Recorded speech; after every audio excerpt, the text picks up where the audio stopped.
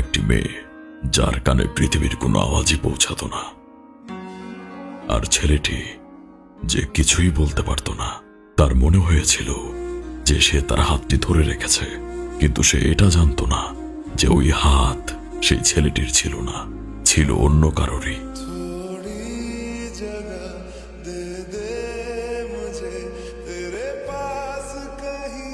সবাই বলে সময়ের সাথে নাকি সকল কষ্ট মুছে যায়। মিথ্যা বলে সবাই। দেখো, আমি আগের মতো অন্ধকারের মাঝেই আছি।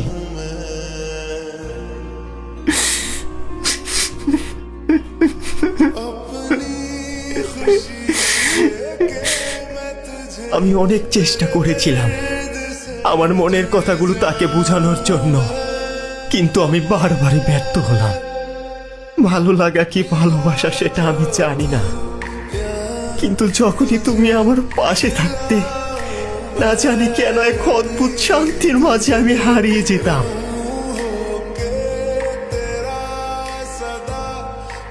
তোমার কি মনে আছে, আশপাশে যতই শব্দ থাকুক না কেন, আমরা একে অপরের কথা ইশারার মাধ্যমে বুঝতে পারতাম। আমি কখনোই এর আগে এত খুশি দেখিনি তোমাকে কারো সাথে। আমি তোমায় ঘৃণা করতে চাই, কিন্তু পারি না।